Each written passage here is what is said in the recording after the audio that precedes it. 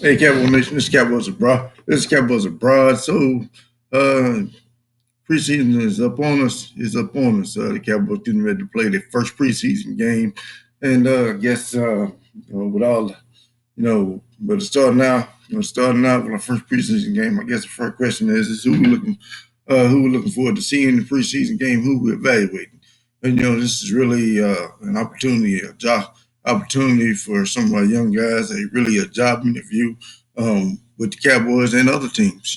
What you put on film really matters, and how well you perform in these games, and can make a difference as to whether or not you playing, you playing on a roster someplace, whether it be with the Cowboys or another team, whether you're on the practice squad with the Cowboys or another team, or if you just sitting at the house. You sitting at the house and you got to go find a day job. So it matters it matters for these guys, these young guys. Not so much guys that's seasoned veterans. It's been not so much for guys seasoned all pros. It's been around for a while, playing at a Pro Bowl level. Like this game probably don't matter much for Tyron Smith or Zach Martin. Um, but I can't say that for all season veterans because this game probably matters for a guy like Taco Charlton or a guy like Malik Collins, a guy like a guy in the second year like Darius Armstrong. Just got these guys like Jalen Jefferson, Joe Jackson on the heels. Just guys like Kerry Hyder just coming in, Christian Covington coming in to compete for spots. And so everybody has to. So uh, people got to play for their spots. These games matter for our kicker. Like Brett Maher. These games matter. It may be the difference between whether or not we actually go out and get us another kicker or roll Maher into the season. I really don't think that decision is made quite yet with the coaching staff and the front office. I really don't think they made up their mind on that. So really, uh, as you might notice, I'm wearing number 27. That's Jordan Lewis's number. I am looking forward to seeing the improvements in Jordan Lewis and seeing how Jordan Lewis plays out there. I am very interested in what he brings to the table because Jordan Lewis, I was very high on Jordan Lewis, and then Jordan Lewis, he slid to the back of the kind of slid to the back of the roster, in favor of Anthony Brown. We moved Byron Jones to corner, We had a Rougier on the outside, and then we had Anthony Brown, and that left Jordan Lewis getting uh, a few reps here and there, and more time on the bench than he is in the game. Is where they put Jordan Lewis. I'm curious to know how he rebounds this year, fights back for his position, if he moves up the depth chart, or if they find other creative ways to utilize Jordan Lewis in the game to where he can get some more steps in what he's doing. I really felt as though the limited snaps and limited time he spent on the field was kind of a waste of his talents. Though with all the injuries that we get, you can make an argument or a case that having quality depth is necessary as well. I'm also looking forward to this guy that's generated a lot of noise lately. Lumba, I've heard nothing but great things coming out of Lumba in this camp. How he's knocking down balls, how he's returning interceptions for touchdowns, and things like this. I love to hear these kind of things about these players. Lumba was in our camp last year, and so to hear that his development and his work is paying off. I think that's a great thing, but I've got to see it in game situations, see what he's like there. Now I'm also wanting to I want to move over to linebacker. So I want to see what Luke Gifford got to offer. Um, hearing great things about him. We'll be keeping an eye on Luke Gifford. Uh, Now, uh, far as the offense is concerned, the receiver battle is still fierce. It's still fierce, with Noah Brown injured, and Lance Noah getting cut. The amount of receivers we have left is small. It's going to be interesting to see if Jalen Gayton can step up to the table. If Reggie Davis can get it done with the lights are on, And John Vitt Johnson, what does he look like when he's playing against real competition? That receiver battle is gonna be tough to decide. But then we're gonna have to go with somebody, and I just hope that these guys don't follow the Lance program. I really felt bad for that kid when it comes to preseason, because over the last 2 years, and I'm talking about 2018 and 2017, 2 years back to back.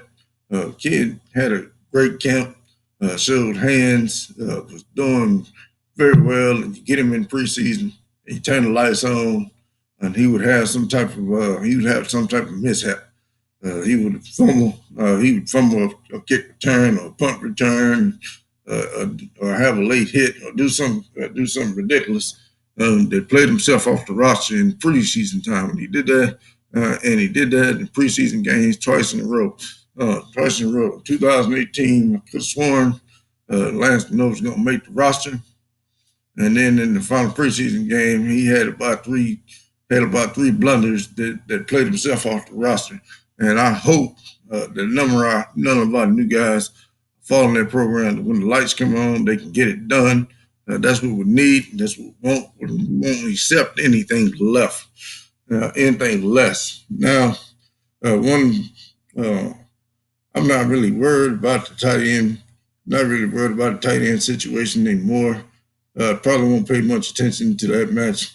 To that matchup, I'm just going to assume that it's going to be Whitney and Blake Jarvin that rides in that gets that position. Dalton Schultz probably gets some snaps from time to time, and we might even go with the fourth tight end. That kid, Cody McElroy. Cody McElroy. We may go with him for a fourth tight end. Don't really care. Will it take three or take four? So I won't be paying much attention to that because I think that matchup will work itself out. I will be paying a lot of attention to the RB situation. I will be paying a lot to the running backs. I think that the holdout with Ezekiel Elliott has made that obvious position. Not just for me, probably many people, because we probably need to find out what our running game is going to look like in the event that we got to play without Zeke. It's probably coming along. Is he coming along? Can he play at this level? How successful would he be? These other guys that's following behind them. Morris back to form. Can he give us something? Can he give us what he gave us in 2017? Is he the same player? Has he lost a step? We don't know. We need to find out what we got in Morris. Is Morris really where's Morris fall on the chart? He's in our camp. I mean, is he just a guy to come in and get some reps? Is he legitimately part of our depth chart? And so where? Is he the number one backup, number two, number three? Where is he at? Where is he at? Need to know. And also this new guy, not really new. He was in our Packers squad last year. Chun. Gotta have eyes on Chun. He's turning heads. He's got Alpha Morris's old number. Really, when I'm watching him, it's kind of confusing to me because he got Alpha Morris's old number, but then Alpha Morris is on the team with a new number, like number 23 or something like that. So Sometimes it's a little confusing. I got to remind myself mentally that it's a different player out there running number 40, running number 46. From what I've seen so far, he stated his case as to why maybe he should stay on this team. But we'll see. But we'll see. Yeah. And O line, not really worried about too much. The O line, a lot of these guys is playing in the O line. They're here to help us get through injuries and things like that. Towards the end of the season, a lot of these guys will be gone. We know who uh, barring any injury or any unforeseen circumstances, we know who our starting O lineman is going to be. We probably need to get a look at some of these backups. But I think the backups probably they'll show up. Make me pay attention. That's where I'm going. That's where I'm going to play with that. That's where I'm going to play that. Who is showing up enough to make me pay attention? Who's going to show up enough to make me remember who you are? And for me, uh, I'm taking the wait and see approach. This is evaluation season. We got 4 evaluation games. Let's see what we got. Um, Personally, one guy I haven't, and before I get out of here, one guy I haven't mentioned, definitely want to keep an eye on, and that's Donovan Wilson. Donovan Wilson, I haven't heard a lot about Donovan Wilson, except every now and then I hear 1 or 2 good plays, but I haven't really had any consistent buzz on Donovan Wilson. I want to, from what I watched him film, he loved contact. He liked hitting people. So you can't really do a whole lot of that in training. Can't do a whole lot of that in training camp. But now we're in a game-like situation. I want to know what a headhunter would do. A guy that likes contact, is ferocious on the field, and brings that tenacity on the field. I want to see what he does when the lights are turned on. Because Donald Wilson might be a different player when the lights are turned on. Jordan Lewis may be a different player when the lights are turned on. We'll have to see. Anyway, we're gonna find out. We're gonna find that together. I'll be tuned in. I'll be tuned in to this game. Sunday morning my time. Saturday evening your time. We'll be watching together. Thank you for tuning in, checking me out. I appreciate your support. Like, share, and subscribe. I'm Cowboys Broad. I'm out.